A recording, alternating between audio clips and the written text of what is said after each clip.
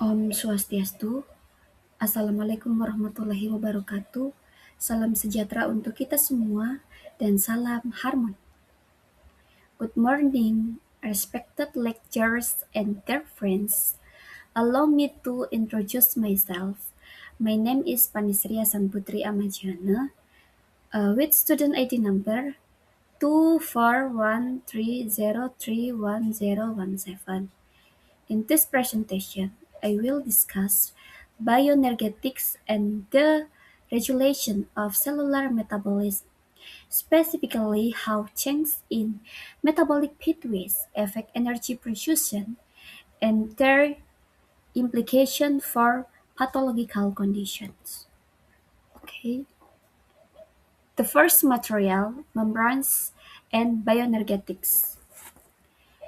Increased mitochondrial membrane fluidity leads to Happless leakage, which reduces the proton motif force.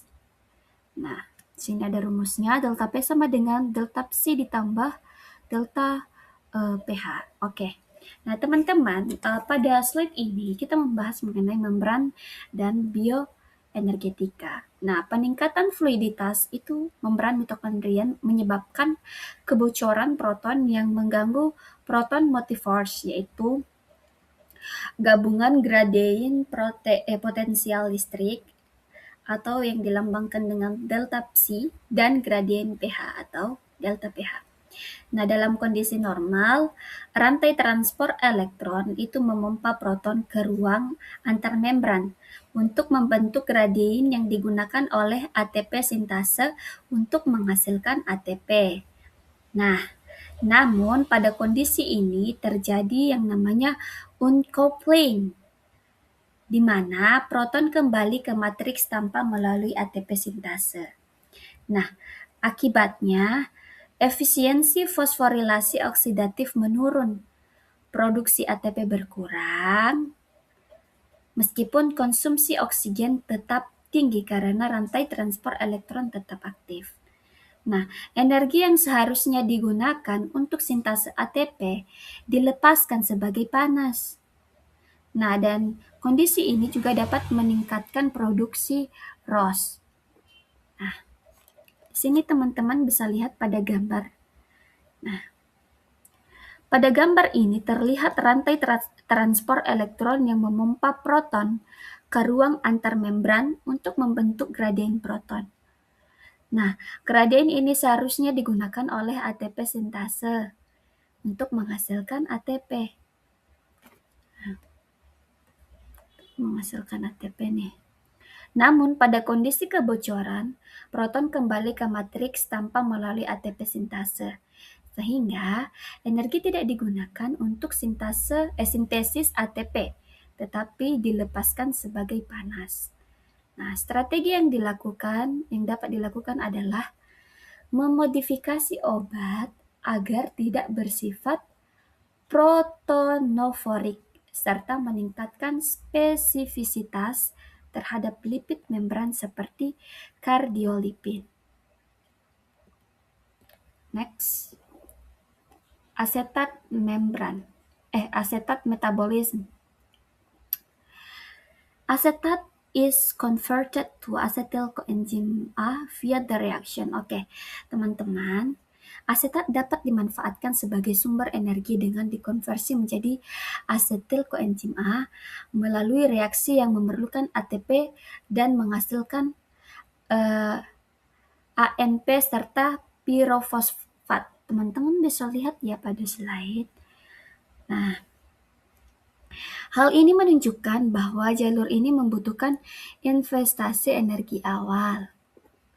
Asetil koenzim A kemudian masuk ke siklus Krebs untuk menghasilkan NADH yang akan digunakan dalam rantai transport elektron untuk menghasilkan ATP. Nah, namun jalur ini memiliki keterbatasan karena sangat bergantung pada fungsi mitokondria dan dapat meningkatkan rasio NADH terhadap NAD+. Nah, sehingga berpotensi mengganggu keseimbangan redoks.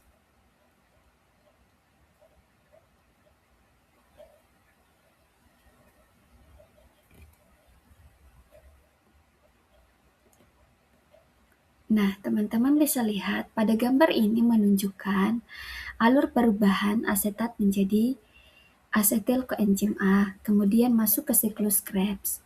Dari sini dihasilkan NADH yang akan masuk ke rantai transport elektron untuk menghasilkan ATP. Namun terlihat bahwa jalur ini sangat bergantung pada mitokondria dan membutuhkan energi awal. Nah, jadi strategi rekayasa meliputi peningkatan aktivitas enzim asetil koenzim A sintase. Nah, optimalisasi siklus Krebs dan rantai transport elektron, serta penghambatan jalur kompetitif seperti lipogenesis. Nah, risikonya adalah ketogenesis berlebih dan stres oksidatif. Oke. G6PD. Ya, teman-teman, G6PD deficiency reduces NADPH production from the pentosa phosphate pathway. Nah, defisiensi G6PD ini menyebabkan penurunan produksi NADPH dari jalur pentosa fosfat. NADPH berperan penting dalam menjaga glutatione dalam bentuk tereduksi yang melindungi sel dari stres oksidatif. Karena eritrosit tidak memiliki mitokondria, jalur pentosa fosfat menjadi satu-satunya sumber NADPH. Akibatnya, eritrosit menjadi sangat rentan terhadap oksidasi yang dapat menyebabkan hemolisis. Nah, teman-teman bisa lihat pada gambar ini. Pada gambar ini, terlihat jalur pentosa fosfat sebagai sumber utama NADPH. Nah, NADPH digunakan untuk menjaga glutation tetap dalam bentuk tereduksi. Jika jalur ini terganggu, maka sel, terutama eritrosit, tidak mampu melawan stres oksidatif. Nah, terapi antioksidan saja tidak cukup karena tidak memperbaiki sumber NADPH, sehingga pendekatan yang lebih efektif adalah terapi gen dan peningkatan fluks jalur ini. Okay. Warburg effect. Cancer cells use aerobic glycolysis to rapidly produce ATP. Pure fat is converted to lactate to regenerate NAD+, thereby sustaining glycolysis benefits, provides intermediates for biosynthesis, and supports the tumor's acidic environment. Therapeutic strategies target specific molecules such as GLUT, LDH, or isoenzymes atau PKM2, PFKFB3 without inhibiting normal cells. Oke, pada slide ini kita membahas mengenai Warburg effect. Nah, efek Warburg ini menunjukkan bahwa sel kanker lebih mengandalkan glikolisis meskipun oksigen tersedia. Nah, meskipun menghasilkan ATP lebih sedikit, proses ini berlangsung lebih cepat dan menyediakan intermediat untuk biosintesis.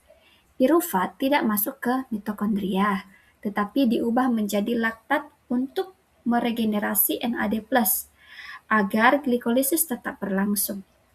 Nah, gambar ini menunjukkan bahwa glukosa diubah menjadi pirufat melalui glikolisis. Namun pada sel kanker, pirufat tidak masuk ke mitokondria, melainkan diubah menjadi laktat. Hal ini bertujuan untuk meregenerasi NAD+ agar glikolisis tetap berlangsung secara terus-menerus. Selain itu, produksi laktat menciptakan lingkungan asam yang mendukung pertumbuhan tumor. Nah, strategi terapi difokuskan pada target spesifik seperti LDH A, GLUT, atau isoenzim tertentu. Nah, seperti ini ya.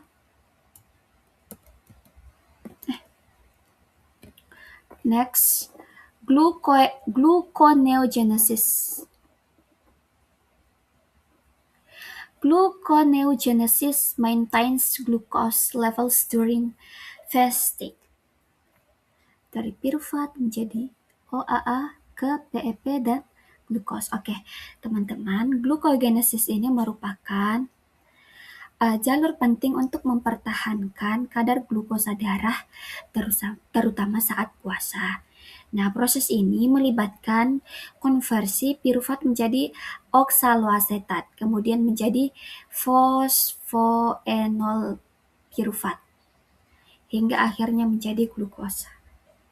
Nah, jika jalur ini dihambat secara berlebihan, tubuh tidak mampu menghasilkan glukosa yang cukup, sehingga terjadi hipoglikemia. Nah, pada gambar ini terlihat jalur pembentukan glukosa dari piruvat melalui beberapa tahap seperti oksaloasetat dan PEP. Nah, jalur ini penting untuk menjaga kadar glukosa darah, terutama saat tubuh kekurangan asupan makanan. Nah, strategi yang lebih tepat adalah penghambatan parsial pada enzim kunci seperti PEPCK serta regulasi hormonal agar tetap menjaga homeostasis. Nah.